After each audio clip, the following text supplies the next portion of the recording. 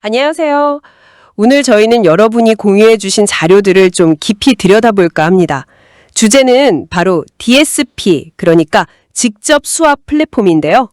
이게 뭐랄까 딜 쉐이커 생태계 안팎을 이어주는 그런 역할을 한다고 하더라고요. 어떻게 돌아가는 건지 참 궁금해지는데요. 네, 맞습니다. 그 자료들을 쭉 보니까요. DSP라는 건 기본적으로 딜쉐이커 플랫폼 사용자들이 외부 플랫폼이죠. 그 유니스왑을 통해서 OES를 USDT, 그러니까 테더라는 다른 암호화폐로 바꿀 수 있게 특별히 만든 애플리케이션이라고 할 수 있습니다. 딜쉐이커 안에 있긴 한데 외부 자원을 쓰는 거죠. 외부 거래소를 쓴다는 점이 좀 독특하네요. 그쵸? 단순 내부 시스템 개선이 아니라 외부 세계랑 연결하려는 시도 같은데 이 시스템의 핵심 목표랄까? 그게 뭘까요? 자료에서는 크게 두 가지 목표를 이야기하더라고요. 첫 번째는 그 딜쉐이커를 잘 모르는 분들 있잖아요. 비회원들.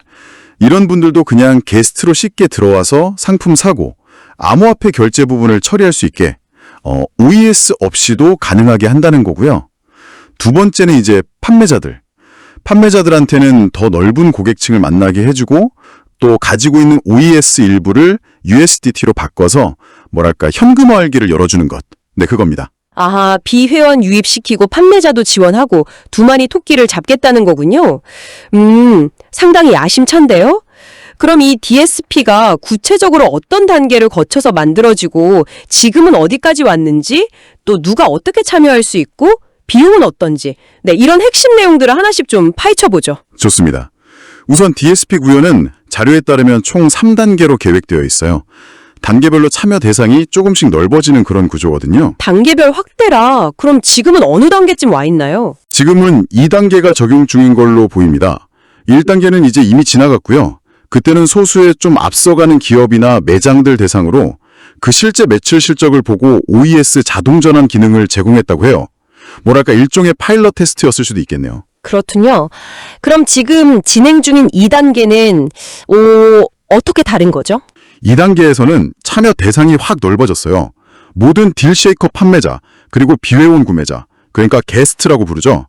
이 게스트까지 다 포함됩니다. 게스트는 OES가 없어도 USDT나 법정화폐로 내면 시스템이 알아서 OES로 바꿔서 처리해주고요. 판매자는 이제 특정 조건을 만족하면 자기가 가진 OES를 USDT로 바꿀 수 있게 된 거죠.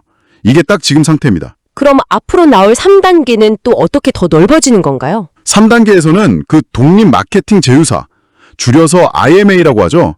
이 IMA까지 참여 범위가 넓어집니다. IMA들이 딜쉐이커 거래를 홍보해서 외부 구매자를 데려오면 그 실적에 따라서 자기들이 예치해둔 OES를 USDT로 전환할 수 있는 그런 혜택을 받게 될 거라고 하더라고요. 그러니까 판매자뿐 아니라 마케팅 파트너들한테도 OES를 현금화할 기회를 주겠다. 이런 거죠. 단계별로 참여 범위를 넓혀가는 전략이군요. 네. 자, 그럼 현재 2단계 상황에 좀 더 집중해보죠. 판매자가 이 DSP 혜택, 그러니까 OES를 USDT로 바꾸려면 구체적으로 뭘 해야 하는 건가요? 판매자가 제일 먼저 해야 할 일은요.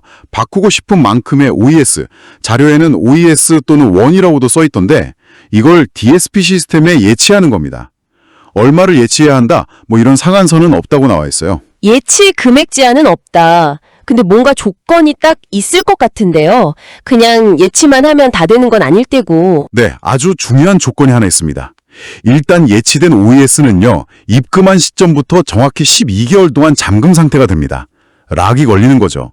이 12개월 동안은 예치한 OES를 뺄 수가 없다는 뜻입니다.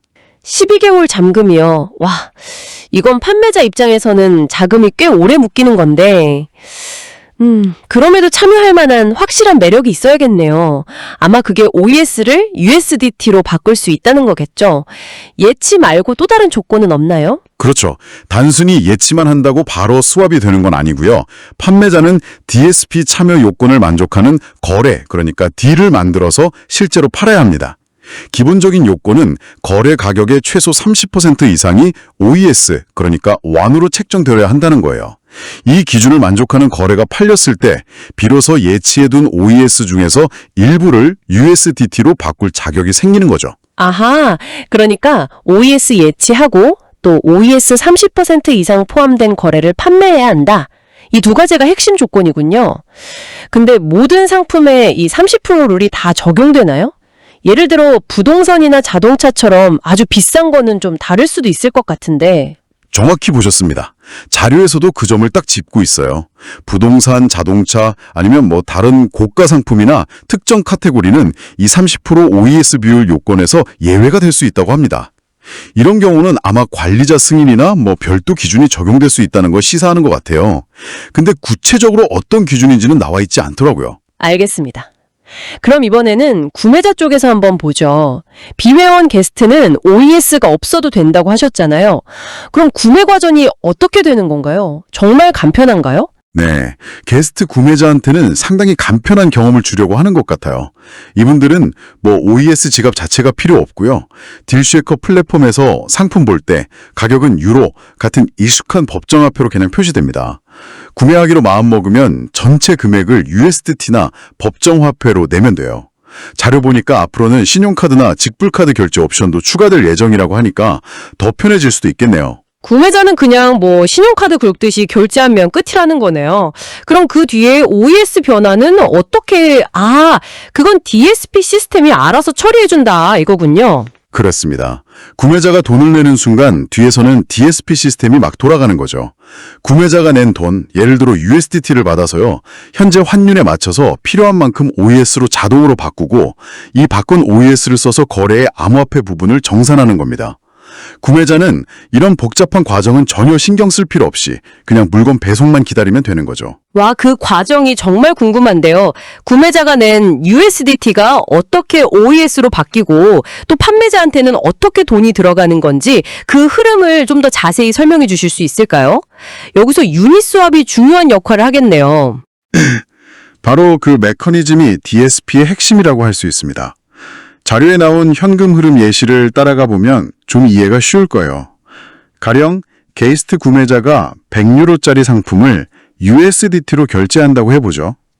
이 상품 가격에는 예를 들어서 70유로는 법정화폐 부분이고 30유로는 OES 부분이라고 쳐볼게요. 자, 1번 구매자가 100유로어치 USDT를 내면 이 USDT는 DSP의 유동성 지갑, 리퀴디티 월렛이라는 곳으로 먼저 들어가요. 2번, 그 다음에 DSP는 거래에 필요한 OES만큼, 즉 30유로어치 OES를 구하려고 받은 USDT 일부를 외부 거래소인 유니스왑으로 보냅니다. 유니스왑은 공개된 탈중앙화 거래소니까 여기서 USDT를 OES로 수합, 즉 교환하는 거죠. 3번, 이렇게 유니스왑에서 바꿔온 OES는 딜쉐이커의 중앙 관리 지갑인 마스터 지갑, 마스터 월렛을 잠시 거쳐서 최종적으로 판매자의 OES 지갑으로 딱 들어갑니다. 이게 거래의 암호화폐 부분 정산이고요. 4번, 동시에 거래 가격 중에 법정화폐 부분인 70유로는 판매자의 현금, 캐시 지갑으로 유로 형태로 정산되는 겁니다. 복잡하지만 흥미로운 흐름이네요. 구매자의 한 번 결제가 내부적으로는 유니스왑을 통한 외부 교환이랑 내부 지갑 이동으로 처리되는 거군요. 그런데 아까 판매자가 OES를 예치하면 추가적인 전환 혜택이 있다고 하셨잖아요. 방금 설명해 주신 건 판매 대금 정산 과정인데 그럼 예치금은 언제, 어떻게 USDT로 바뀌는 건가요? 아주 좋은 질문입니다. 판매자가 DSP의 OES를 미리 예치해 두었다면요.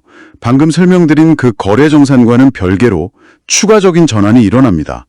판매자가 OES 30% 이상 포함된 거래를 성공적으로 판매하면 그 거래 가격에서 OES가 차지하는 비율만큼 판매자가 미리 예치해둔 OES 중에서 일부가 USDT로 자동으로 전환되는 거예요. 그러니까 판매된 거래 대금 자체를 바꿔주는 게 아니라 판매 실적에 연동해서 예치금의 일부를 바꿔주는 거군요. 이해했어요. 정확합니다. 예를 들어서 판매자가 1000 OES를 DSP에 예치해놨고 OES 30%짜리 100유로의 거래를 팔았다고 해봐요.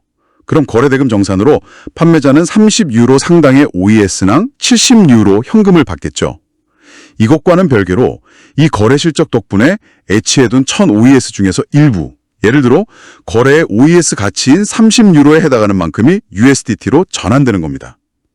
이렇게 전환된 USDT는 다시 유로로 환산돼서 판매자의 현금 지갑으로 지급되고 애취했던 OES 잔액은 그만큼 줄어드는 거죠. 판매자 입장에서는 실제 판매 수익 외에 묶어둔 OES를 현금화할 수 있는 추가 기회를 얻는 셈이에요. 네, 이해됐습니다. 판매자한테는 확실히 매력적인 인센티브가 될 수 있겠네요. 그런데 이때 OES랑 USDT를 바꾸는 비율은 어떻게 되나요? 뭐 유니스왑 시세 따라서 계속 변하는 건가요? 이 부분이 상당히 중요한데요.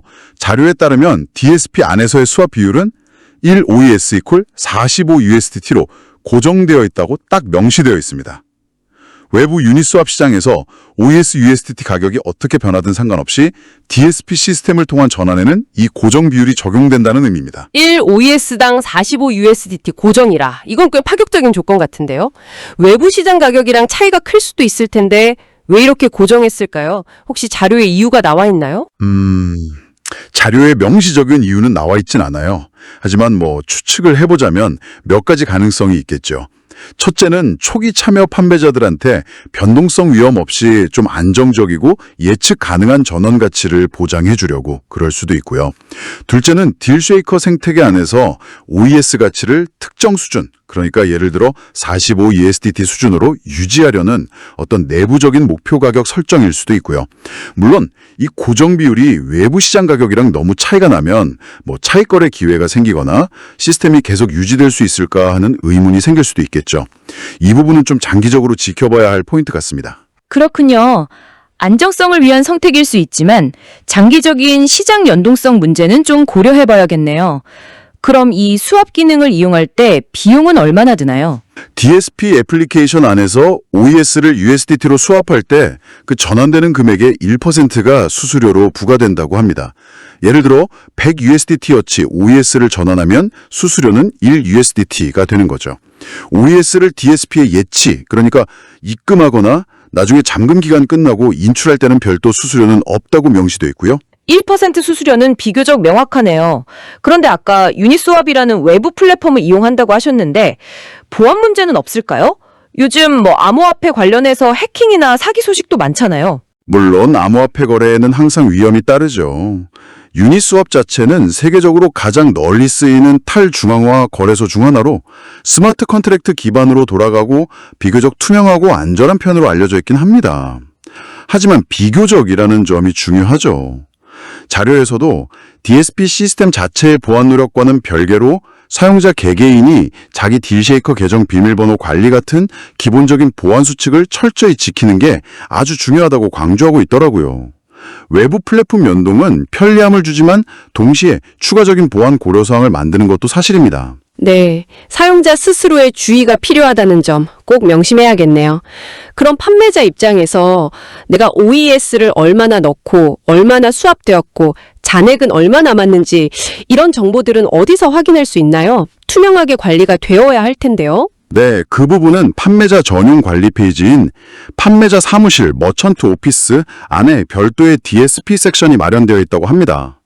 여기서 판매자는 자기가 예치한 OES 총액, 또 각 예치건별 상세 내역, 예를 들면 날짜, 금액, 잠금 만료일 같은 거요. 그리고 발생한 수합 거래 내역, 수수료 내역, 그리고 USDT로 전환돼서 현금 지갑으로 들어온 금액까지 전부 상세하게 확인하고 추적할 수 있다고 해요. 입금, 출금, 수합 이런 유형별로 필터링해서 보는 기능도 제공된다고 하니까 관리는 비교적 투명하게 이루어질 것으로 보입니다. 상세 내역 추적이 가능하다니 다행이네요. 아까 예치는 여러 번 할 수 있다고 하셨죠? 여기서 유의할 점은 각 예치건은 입금된 날짜를 기준으로 개별적인 12개월 잠금 기간을 갖게 된다는 겁니다. 예를 들어 1월에 100 OES 넣고 3월에 200 OES 또 넣었다면 1월에 넣은 건 다음에 1월에, 3월에 넣은 건 다음에 3월에 각각 잠금이 풀리는 시기죠. 아, 각각의 예치건마다 12개월 카운트다운이 따로 도는 거군요. 그럼 그 12개월 잠금 기간이 마침내 끝나면 어떻게 되나요? 예치했던 OES는 자동으로 돌려받나요? 잠금 기간이 만료되면 해당 예치금에 대해서 판매자한테 두 가지 선택권이 주어진다고 합니다. 하나는 만료된 예치금을 자기 OES 지갑으로 인출, 위드드로우 하는 거고요. 다른 하나는 다시 한번 12개월 동안 DSP의 예치를 갱신, 리뉴하는 겁니다. 자동으로 처리되는 게 아니라 판매자가 직접 선택해야 하는 걸로 보여요. 인출하거나 아니면 더 묶어두거나 선택할 수 있군요. 네. 자, 그럼 이제 마지막으로 미래 계획, 즉 3단계에 대해 좀 더 들어볼까요? IMA들이 참여하게 되면 구체적으로 어떤 그림이 그려지는 건가요? 3단계의 핵심은 참여와 보상의 확대라고 볼 수 있을 것 같아요.